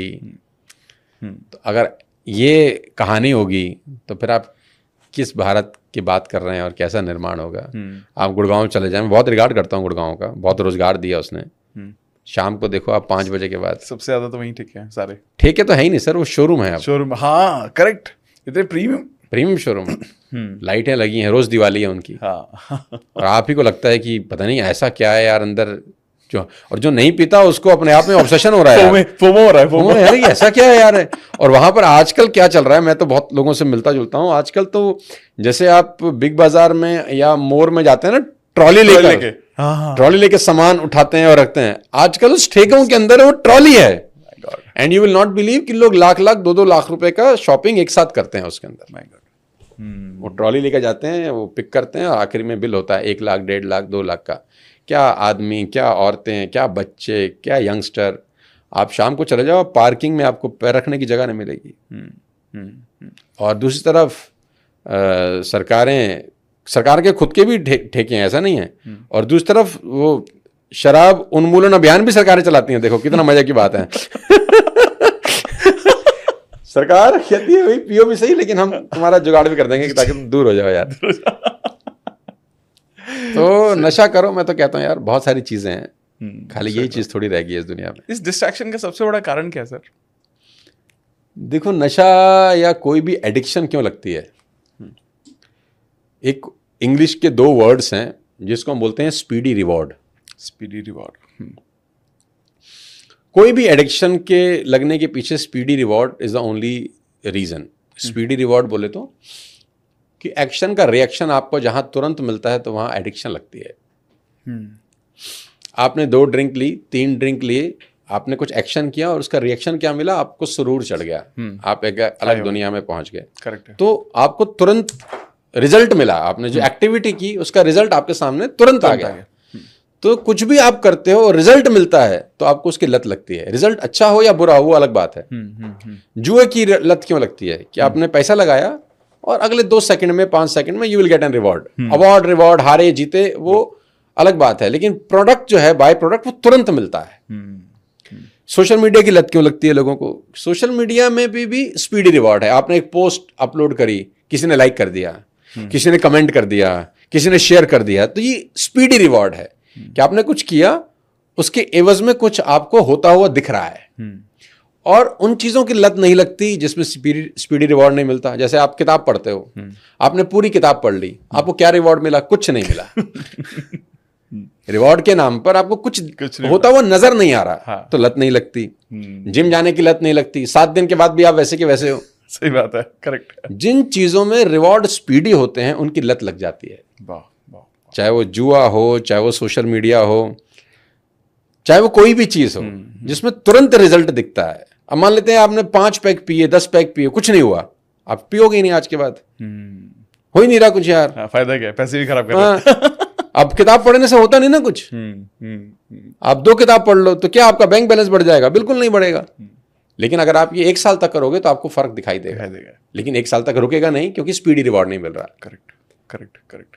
तो the things in which you will get speedy reward, you will get addicted. पर ये एडिक्शन का ये डेफिनेशन मैंने आज तक नहीं सुना था।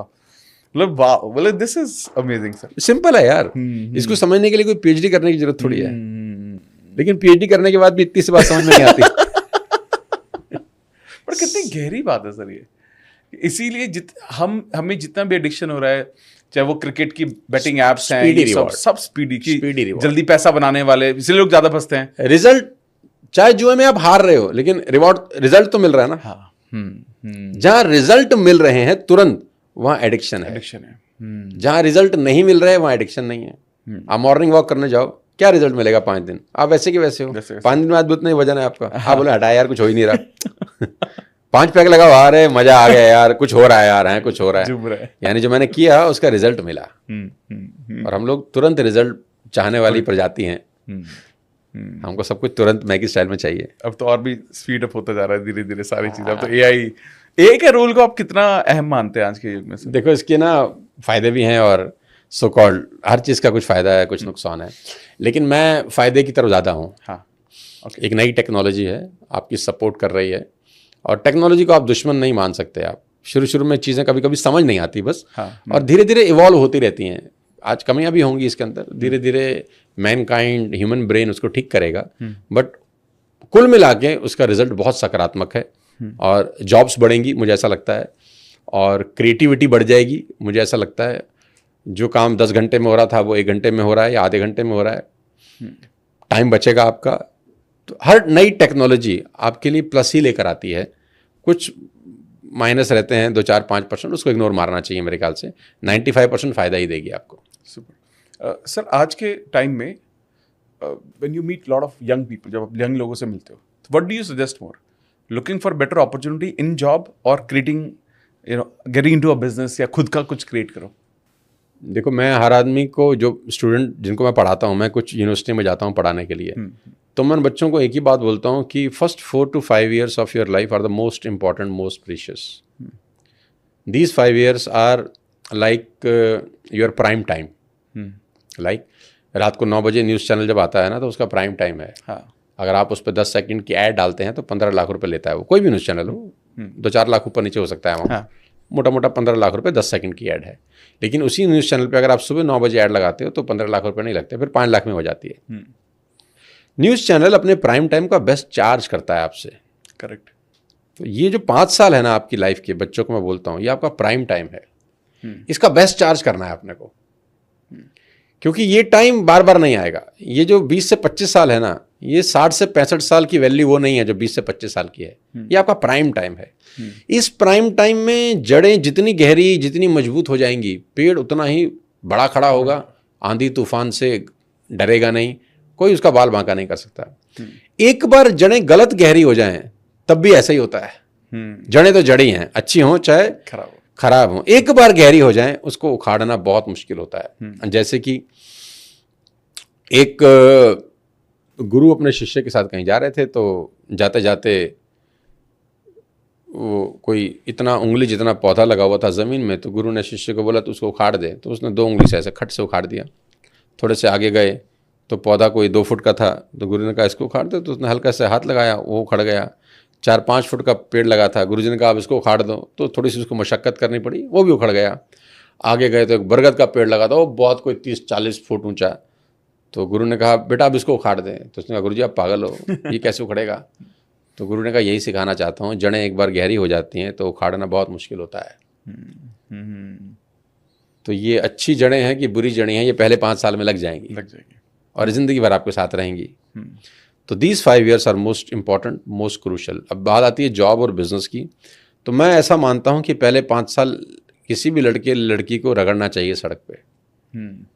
उसको जॉब करनी चाहिए, उसको सड़क के एक्सपीरियंसेस लेने चाहिए, उसको सड़क की जानकारी होनी चाहिए।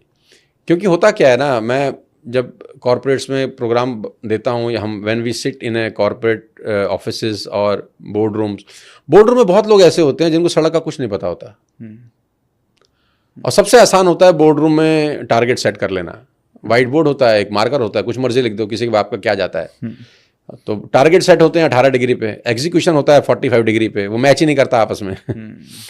तो जो आदमी 45 डिग्री पे रगड़ खा के 18 डिग्री में बैठा है ना, तो वो ब्रिज बना लेता है बिटवीन 2 पीपल। लेकिन जो आदमी 45 डिग्री पे रगड़ा ही नहीं है, जो सीधा 18 डिग्री पे चला गया है, वो कभी भी नीचे रिलेट ही नहीं कर पाता। मेरे साथ अच्छा क्या है, मैंने पहले 5-7 साल वो 45 डिग्री 50 डिग्री पे स्कूटर पे रगड़ मारी है। तो I have all the inputs कि थॉट प्रोसेस क्या है सड़क पे। 5-5 रुपए का अगर डिफरेंस होता है तो सेल में डिफरेंस आ जाता है। हम लोग हिंदुस्तान में लोग रहते हैं, हम 5-5 पैसा बचाते हैं। ये आदमी 18 डिग्री वाले को नहीं पता होता। जैसे मैं नेहरू प्लेस में गया राजमा चावल खाने, मैं एक छोटा सा एग्जांपल देता हूँ। तो वहाँ पर एक दुकान है राजमा चावल की, वो 110 रुपए की प्लेट है, लोग खड़े होकर खा रहे हैं बाहर। और उसी ने एक एसी केबिन बना रखा है कि आप वहाँ चाहें तो वहाँ जाके खा सकते हैं। तो मैं गया तो मैंने बोला कि कहाँ खाऊं? कह रहे सर आप अंदर खा सकते हैं, बाहर भी खा सकते हैं। अच्छा, अंदर एसी चल रहा है लेकिन लोग 8-10 बैठे थे और बाहर गर्मी में लोग खा रहे थे। तो मैंने बोला यार अंदर तो पूरा खाली है, तो आप अंदर क्यों नहीं जा रहे? बोला बाहर 110 की, अंदर 115 रुपए की प्लेट है। And you will not believe, सिर्फ 5 रुपए बचाने के लिए लोग बाहर खड़े होकर खा रहे हैं। दैट मीन्स हिंदुस्तान में आज भी लोग 5 रुपए बचाने के लिए मेहनत करते हैं। ये बात आपको तब तक नहीं पता चलेगी जब तक आप सड़क पे खुद उतर के ये सब चीजें ऑब्जर्व नहीं करोगे।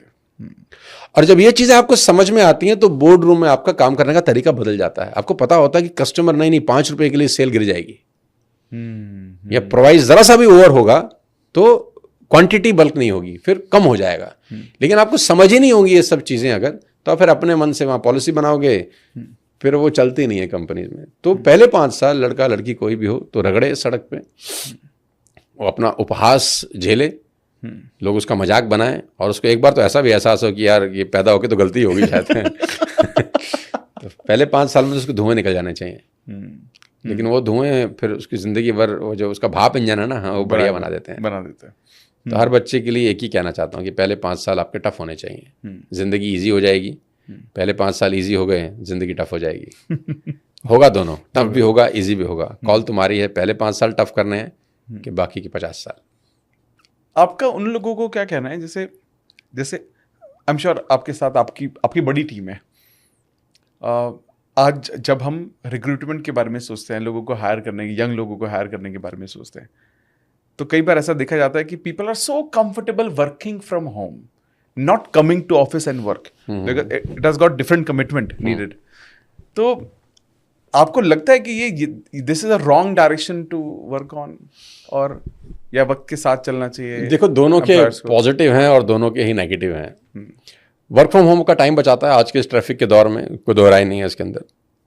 लेकिन जो ह्यूमन साइकी है ना, कि साथ रहकर, साथ बैठकर, एक दूसरे की बातें सुनकर जो आउटपुट निकलता है वो अलग निकलता है। एक कमरे में बंद होकर आपका 2 घंटा तो बचता है, इसमें तो कोई डाउट नहीं है। आपका ट्रैफिक बचता है, ये प्लस पॉइंट है। नेगेटिव क्या है? फिर आप ऑब्जर्व क्या कर रहे हो? वही कमरा है, वही 4 दीवारी है, वही आप, वो आपका लैपटॉप है। लेकिन when you set with people, 200-300 people in an office, हलचल, किसी ने गलती करी आपको पता है, किसी ने अच्छा किया आपको पता है, आप ऑब्जर्व करते हो, उस प्रोसेस के अंदर बहुत कुछ सीखते हो। वो मिस हो जाता है जब आप वर्क फ्रॉम होम करते हो। सड़क पर चल के जो सीखा जाएगा, आप किताब पढ़ के तैराकी नहीं सीख सकते ना। There is no book how to swim.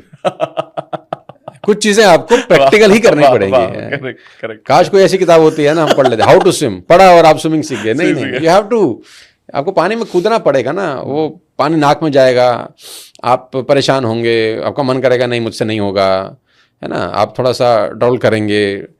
यही प्रोसेस है, आपको तैराकी सिखा देगा। साइकिल चलाना कैसे सीखोगे? आप कमरे में कैसे सीखोगे? आपको नीचे जाना पड़ेगा।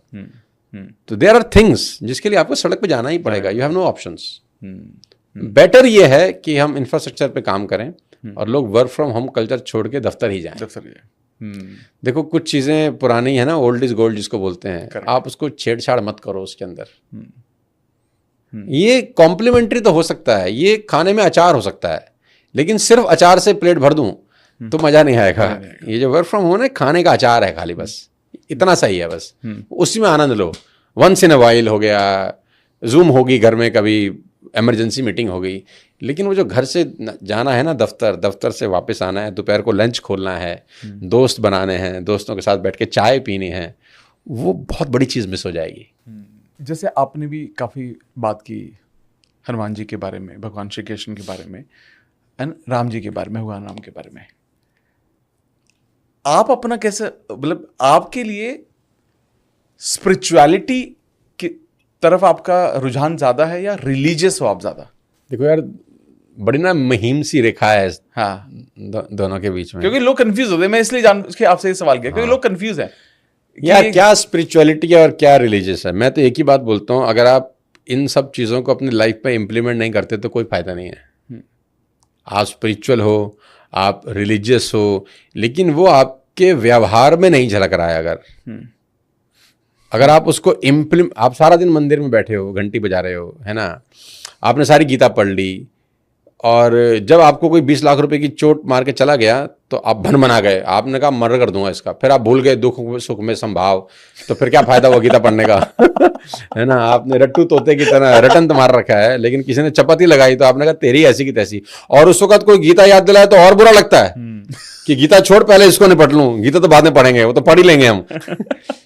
तो स्पिरिचुअलिटी हो या कुछ भी हो, वो आपकी करंट लाइफ में झलकनी भी चाहिए।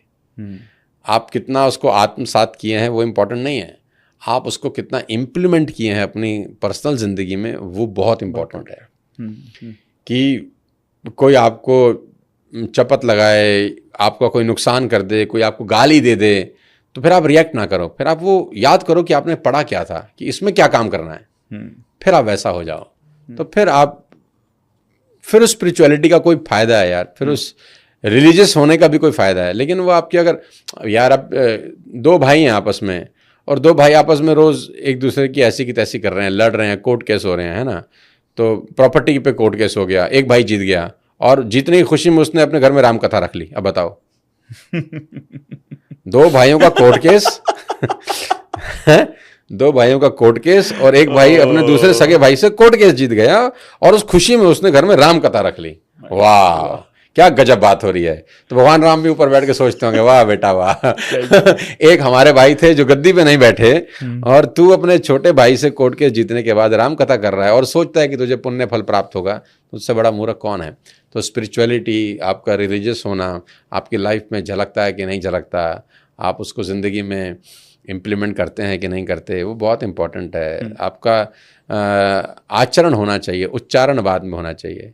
अगर आप आचरण नहीं है और उच्चारण है तो उसका कोई फायदा नहीं है। क्या बात ना, आचरण पहले, उच्चारण बाद में। वर्ण वाला में भी आ पहले आता है, ऊ बाद में आता है ना। तो कहते हैं कथनी और करनी जब तक एक नहीं होती फिर क्या फायदा। फिर आप 100 किताब पढ़ लो, 1000 किताब पढ़ लो, गीता घोट के पी जाओ, कोई फायदा नहीं। किसी ने चपत मारी और आप लगे जूता मारने उसको। भगवान कृष्ण 100 गाली सुन गए थे, फिर 100 चीज़ें हैं, एक एक चीज़ आप सीख सकते हो यार, लेकिन वो आपकी लाइफ में सड़क पे दिखनी चाहिए। और अगर आपकी लाइफ में वो सड़क पे दिखने लग जाए तो फिर आप भगवान से कम थोड़ी हैं, फिर आपके अंदर भी तो विद्यमान वही है ना। करेक्ट। आप अपना कनेक्शन विद गॉड इसको कैसे देखते हैं, और मतलब आप कितना बिलीव करते हैं कि उसके एग्जिस्टेंस में, और वो कनेक्शन को कैसे? भाई मेरा जो जिंदगी का जो भी मैंने पाया है ना मेरे दोस्त, वो अपने आप में रिजल्ट है कि वो एग्जिस्ट करता है। मैं उस दिन भी वहाँ एस्कॉन के प्रोग्राम में गया। हाँ, 5-4 दिन पहले आप भी थे वहाँ पर। तो मैंने एक ही बात बोली यार कि ईश्वर आप पे मेहरबान कैसे होगा, आपको कैसे पता चलेगा? क्या वो आपको 200 करोड़, 100 करोड़, 50 करोड़ दे दे तब आपको लगेगा कि नहीं ईश्वर होते हैं?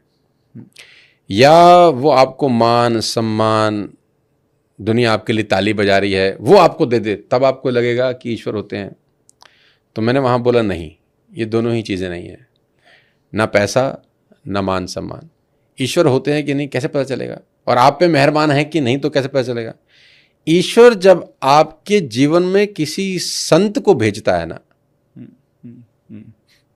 या आपका सामना आमना किसी संत समाज से होता है, तब मालूम चलता है कि ईश्वर की बड़ी कृपा है आपके ऊपर।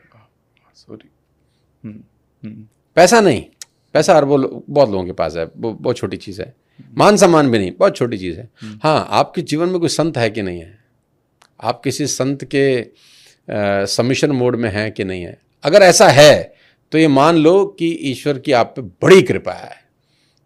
आप पैसा हो सकता है ना हो आपके पास, मान सम्मान भी ना हो, लेकिन हाँ आप संत के साथ उठते बैठते हैं, संत आपके सर पे हाथ रख ले देते हैं, तो इसकी बड़ी कृपा है।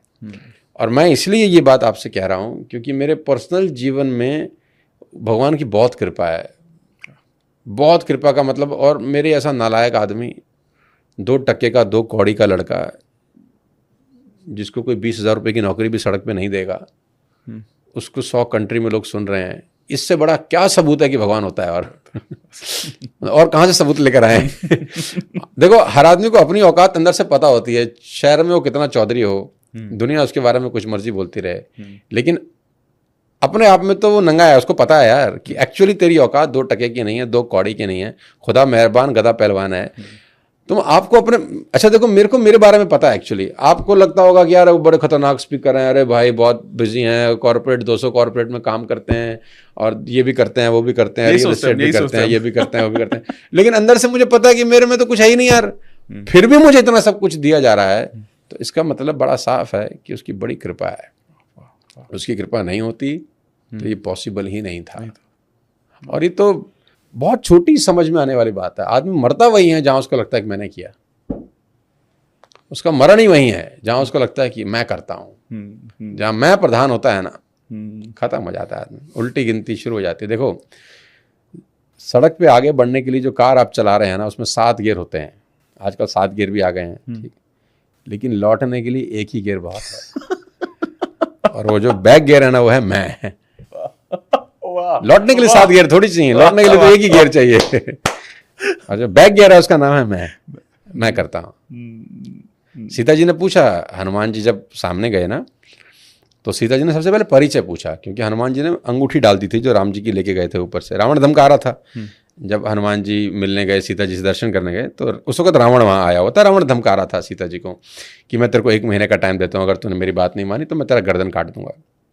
जब वो चला गया तो हनुमान जी पेड़ में पत्तों के बीच में छुपकर बैठे रहे। तो उसके जाने के बाद फिर उन्होंने राम जी की अंगूठी गिराई। तब माँ सीता ने जब अंगूठी देखी तो फिर हनुमान जी ने राम जी का गान शुरू किया। तो सीता जी ने कहा, कौन है, सामने क्यों नहीं आता? तो फिर जब वो सामने गए तो सीता जी ने सबसे पहले परिचय पूछा कि आप कौन हैं। हमारे ऐसा आदमी होता तो वहाँ परिचय क्या देता, मैं बताता हूँ। हमारे ऐसा आदमी होता, अरे माता जी हमको नहीं जानते आप। कैसी बात कर दी आपने।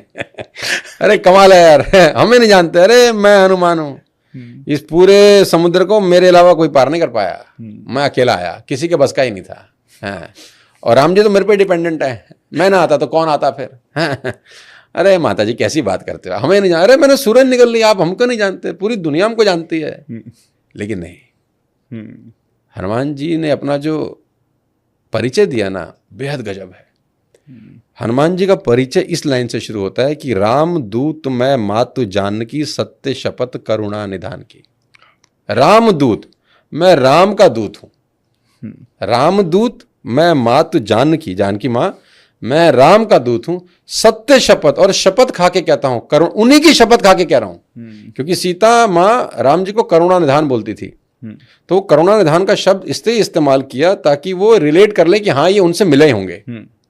रामदूत मैं मात जानकी, सत्य शपथ करुणा निधान की, उन्हीं की शपथ खा के कहता हूं मैं उन्हीं का दूत हूं। इससे ज्यादा परिचय मेरा है ही नहीं। ये है अपना इंट्रोडक्शन देने का तरीका। हमारे ऐसा आदमी स्टेज पे इंट्रोडक्शन देता है 20 मिनट अपना।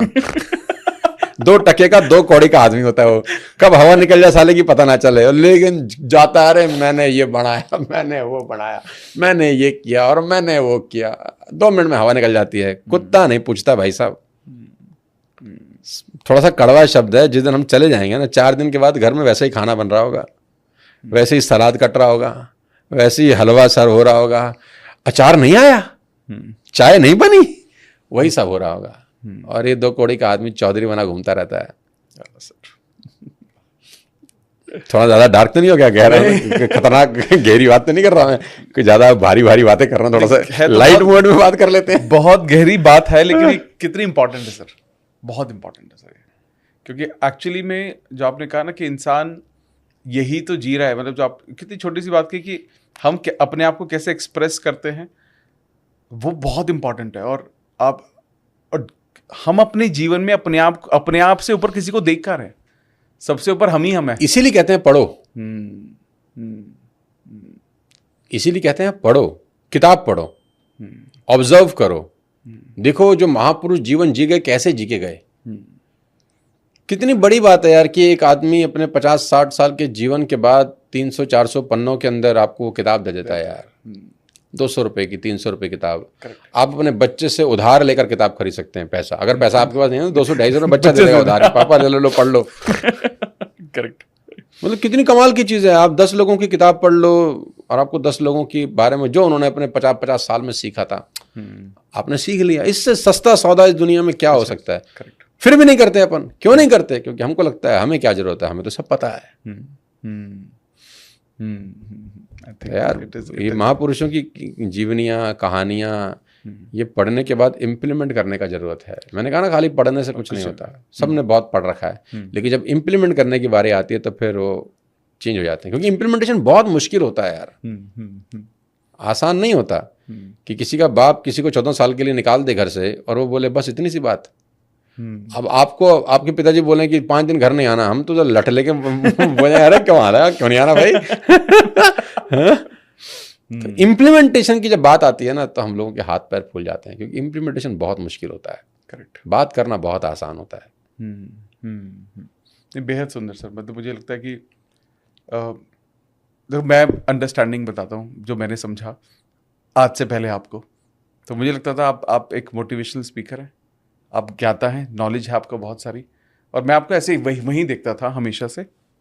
बहुत वीडियोस देखे हैं, बहुत कुछ देखा, बहुत जगह स्टेजेस पे सुना आपको, लेकिन मैं आई कैन सी सच अ मेरे को ऐसा लग रहा है ये स्पिरिचुअल पॉडकास्ट हो गया एक। हाँ। और मतलब और इतना आप जो आपकी वो अब जितना ऑनलाइन आप जितना दूर दिखते हैं आप उतने पास दिख रहे हैं। मेरे को आज महसूस कर रहा हूं मैं आपको, and it is too good sir. ये बहुत ब्यूटीफुल फीलिंग है सर आपसे मिलके। मतलब मैं एक्सप्रेस नहीं कर पा रहा हूं। मैं समझ पा रहा हूं। वो कनेक्शन जो जो आपने कनेक्शन एक्सप्रेस किया, जो बातें आपने इस किताब में कही, मुझे लगता है कि आई थिंक ये शायद मैं मेरे जीवन में मैं एक कुछ नया सीखना था, इसलिए आप आज साक्षात मेरे सामने। नहीं, ये तो यार कोइंसिडेंस है कि आपने बुलाया और मौका भी था। मेरा रात को फ्लाइट है दुबई का। I am travelling to Dubai. मैं 3 दिन के लिए बाहर हूँ। तो प्रोग्राम ऐसा था कि मैं आपसे मिलके फिर थोड़ा सा मेरा काम है गुड़गांव में, वो करता हुआ फिर शाम को 10 बजे का मेरा फ्लाइट है। तो वो रोजी रोटी के लिए भी भागना पड़ता है। क्योंकि पैसा भी जरूरी है सर। कर्म तो जरूरी है ना, देखो बिना कर्म के तो बात बनती नहीं है। एब्सोल्युटली। लेकिन ग्रीड नहीं है। चाहिए, हाँ बिल्कुल चाहिए, लेकिन ऐसा नहीं है कि वो कुछ भी करके चाहिए। पैसा कमाना इज नॉट इम्पॉर्टेंट, कैसे कमाया जा रहा है दैट्स मोर इम्पॉर्टेंट। मैंने उस दिन भी एक बात बोली कि आप कि कितने फॉलोअर्स हैं ये इंपॉर्टेंट ही नहीं है, कितने लोग आपको देखते हैं ये भी इंपॉर्टेंट नहीं है, आपको देखकर बन क्या रहे हैं ये इंपॉर्टेंट है। वेरी डीप है ना। Yes, you shared on the stage, correct. Viral होना इंपॉर्टेंट नहीं है, वैल्यूएबल होना इंपॉर्टेंट है। वायरल तो बहुत सारे लोग हैं, वैल्यूएबल नहीं है। Super. आपके रहने से कुछ अच्छा हो रहा है कि नहीं हो रहा है ये इंपॉर्टेंट है। कुछ ही कर सकते हैं आप, इतना बड़ा ब्रह्मांड है, धूल भी नहीं है अपन ना। लेकिन आपकी एग्जिस्टेंस से फायदा हो रहा है कि नहीं हो रहा है, कम से कम नुकसान तो नहीं हो रहा है। ऊपर जाएंगे तो कम से कम चेहरा तो दिखा पाएंगे कि भाई तेरी दुनिया को कुछ अच्छा नहीं कर पाए, खराब भी नहीं करके आया यार। शराब नहीं पी, जुआ नहीं खेला, शराब प्रमोट नहीं करी, जुआ प्रमोट नहीं करा, किसी को 4 अच्छी बातें बताई, तो ऊपर जाके छाती चौड़ी करके आंखों में आंखें डालकर बात करेंगे यार कि नहीं भाई तेरी दुनिया अच्छी तो नहीं कर सके, हमारी औकात नहीं थी, लेकिन खराब भी नहीं करके आए। आई थिंक मेरा बिल्कुल मन नहीं है इस पॉडकास्ट का एंड करने का, बट आई थिंक मैं दिल से ही चाहूँगा कि लोगों तक ये किताब पहुँचे और वो इस किताब के माध्यम से आपको समझे। कोई भी लास्ट मैसेज जो आप हमारी ऑडियंस को देना चाहते हैं? मैं एक ही बात बोलूँगा यार कि ज़िंदगी जियो, खुल के जियो, खुश रहो। आखिरी में मैं सबको एक ही बात बोलता हूँ, खुश रहो यार, सब छूट जाएगा। छोड़ता कोई नहीं है, छूट सबका जाता है। तो खुश रहो। और ये बहुत इंपॉर्टेंट है कि क्या लाए थे और क्या ले जाएंगे, ये सच ही है एक्चुअली। तो हर दिन कहते ना कि हर दिन को जियो अंतिम ही दिन मान, अंतिम पल है कौन सका है जान, है ना। हर दिन को जियो अंतिम ही दिन मान, अंतिम दिन है कौन सका है जान, किसी को नहीं पता। तो आजकल के इस ख़राब दौर में जहाँ पर हवा साफ़ नहीं है, पानी साफ़ नहीं है, बच्चों को हार्ट अटैक्स हो रहे हैं, कुछ नहीं पता कब है ना प्राण निकल जाएंगे। और एक पुरानी कहावत है कि बहुत इंपॉर्टेंट, हम लोग स्कूल में थे तब सुनाया करते थे, क्षणभंगुर जीवन की कलिका, कल प्रातः को जाने खिले न खिले। क्षणभंगुर छोटा सा होता है, क्षणभंगुर जीवन की कलिका, कल प्रातः को जाने खिले न खिले, मलयाचल की श्रुति शीत मंद सुगंध समीर चले न चले, कलिकाल कुठार लिए फिरता, तन नम्र से चोट झिले न झिले, भजले हरि नाम अरि रसना, फिर अंत समय तो हिले ना हिले। भगवान का नाम लो, अच्छे काम करो, खुश रहो, मौज लो, कि जब ऊपर जाओ तो आंखों में आंखें डाल के बात कर सको। आप आंखें झुकी नहीं होनी चाहिए जब उसके दर्शन हो। दर्शन हो ना हो ऐसा तो कोई कर्म नहीं किया कि भगवान देखेगा हमको, लेकिन जिसके भी हों आंखें ना झुकी हों। हमारे पिता नहीं है, आज चले गए संसार को छोड़कर, उनसे भेंट हो हमारी, तो हम उनको बोलें कि देखो पापा, अच्छा नाम किया कि नहीं किया, लेकिन खराब नहीं करके आए। वाह। तो सबको एक ही मैसेज देना चाहता हूँ कि सबके पूर्वज ऊपर ही हैं। तो श्राद्ध चल रहे हैं आज, है ना? करेक्ट। तो कहते हैं कि श्राद्धों में पूर्वजों का आना होता है घर में। हमारे हिंदू धर्म में ऐसा कहा जाता है कि जब वो आए ऊपर से देखने आपको अब इन दिनों के अंदर, तो आपको देखकर उनको तकलीफ ना हो कि यार क्या छोड़ के गए थे इनको और ये क्या ही निकले। और हमारे हिंदू समाज में ये भी कहा जाता है कि अगर आपके पितृ खुश नहीं हैं, आप तरक्की नहीं कर सकते। अगर आप इसको मनी वाइज भी समझे ना, तो ये भी बहुत इंपॉर्टेंट है। करेक्ट। कि अगर आपका पितृपक्ष प्रसन्न नहीं है आपसे, आप कुछ कर लो, आप दरिद्र के दरिद्र रहोगे। पितृपक्ष खुश हो अगर आपका, इस दुनिया में आपका कोई बाल बांका नहीं कर सकता। मैं इतना स्ट्रांग बिलीवर हूँ इस बात का कि अगर आपके एंसेस्टर जो चले गए हैं वो प्रसन्न हैं आपसे, आपका इस दुनिया में कोई बाल बांका नहीं कर सकता। आप निशंक हाथी की तरह घूमो, कुत्ते भौंक रहे हैं भौंकने दो, आपको कोई फर्क नहीं पड़ेगा। लेकिन अगर आप अपने कर्म से, अपनी वाणी से, अपने व्यवहार से उनको प्रसन्न नहीं कर पा रहे, टोने टोट के जितने मर्जी कर लो, किसी मंदिर गुरुद्वारे चले जाओ, किसी देवी को पूज लो, कुछ होने वाला नहीं है जिंदगी। आपके पिता, आपकी माता सबसे बड़े भगवान हैं तो उनकी सेवा करके प्रसन्न कर लो, नहीं है तो ऐसे काम करो कि जिससे ऊपर है तो प्रसन्न रहे। आई थिंक बहुत ही डीप अगेन और a lot to learn from you sir. बहुत कुछ सीखने का मौका है हमारे पास, और मैं तो सीख ही रहा हूँ आपसे हमेशा से, बट आज जब आपसे मिले हैं तो एक कुछ और पता है, मैं आपको एक बात बताऊं कि कुछ चीज़ें ना समुद्र की गहराई में होती हैं, निकालने वाला भी चाहिए होता है। मैं तो बहुत जगह 3-4 जगह गया पॉडकास्ट में, तो मैंने ऐसी बात कभी करी नहीं, क्योंकि अगर वो निकालने वाला ही नहीं है तो फिर निकलेगा भी क्या। अगर कोई ऊपर ऊपर ही क्या कहते हैं जाल फेंक रहा है तो ऊपर का माल लेगा, लेकिन किसी ने अंदर जाल फेंक दिया पूरा और वो खुद जाल लेके अंदर ही चला गया, तो फिर अंदर का माल तो निकाल के लाएगा वो। तो क्रेडिट आपको है, हमारा कोई क्रेडिट नहीं है यार। ये बहुत बड़ी बात है सर, आपके ऐसे वर्ड्स हमारे लिए। नहीं, आपका क्रेडिट है, आप बहुत अच्छा काम कर रहे हैं। आपसे जब पहली बार भेंट हुआ तब भी मुझे बहुत अच्छा लगा, उस दिन जब हम वहाँ मिले थे, कॉलेज में मिले थे, क्योंकि वो वेवलेंथ मैच कर जाती है कभी कभी ना, और वो दूर से ही दिखता है कि हाँ यार ये ट्यूनिंग मैच करेगी। और मैं उम्मीद करता हूँ कि आप, और ट्यूनिंग इसलिए भी मैच करती है कि बिकॉज आप किताबों की बात कर रहे हैं, आप पढ़ाई की बात कर रहे हैं, आप एजुकेशन की बात कर रहे हैं, और आपने सबसे मुश्किल प्रोफेशन चुना है। मतलब जिस प्रोफेशन में आप है ना, बुक्स, ये सबसे लास्ट प्रायोरिटी है लोगों की, तो आपका निश ही नहीं है। मतलब अगर 1000 लोग यूट्यूब देखते होंगे तो आपके लिए तो एक ही ऑडियंस है। तो उसमें अगर आपके इतने सब्सक्राइबर हैं और इतने लोग आपको पसंद करते हैं, प्यार करते हैं, तो आपने बहुत मेहनत किया होगा, बहुत एफर्ट्स किए होंगे। क्योंकि हमारा इंटरटेनमेंट तो है ही नहीं, हम कोई गाना बजा नहीं रहे, हम कोई शाहरुख खान, आमिर खान टाइप लोग नहीं हैं, हम कोई बिग बॉस वाले कंटेस्टेंट नहीं है, हमें कोई बिग बॉस में बुलाएगा नहीं, और बुलाएगा तो हमारा अपमान ही होगा। किसी को बिग बॉस में अगर बुला लिया और खुश हो रहा है तो वो अपमान है उसका। तो हमें तो जिस दिन हमें बिग बॉस से न्योता आ गया तो सुसाइड कर लेना चाहिए। किसी ने पूछा था मुझसे, यार आपको बिग बॉस से बुलाया, मैंने कहा जिस दिन आ गया तो सुसाइड कर लेंगे हम। बिग बॉस का न्योता आएगा तो सुसाइड कर लो फिर तो यार, ये कोई खुशी की बातें नहीं है। जो जा रहे हैं भाई, बहुत बहुत आपको मेरा प्यार है यार, ऐसा नहीं है कि मैं आपको कोई कटाक्ष कर रहा हूँ। भगवान आपको बहुत तरक्की दे और आप बहुत कामयाब हो, इसको बिल्कुल अदरवाइज मत लेना यार। मैं पर्सनली रखता हूँ कि नहीं यार, हमारे लिए नहीं है वो, not my cup of T. जो कर रहे हैं ठीक है। तो हमारा जो निश है ना, वो बहुत वैसे भी संकीर्ण है।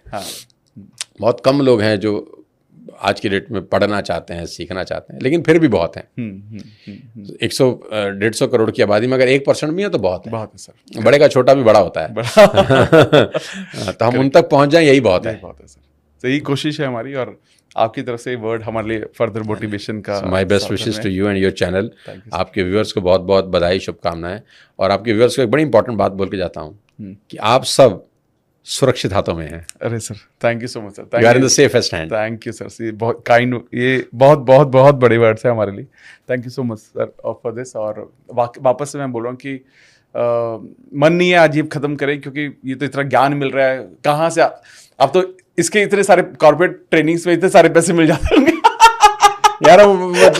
दुखती नस में हाथ दबाओ मत यार आप।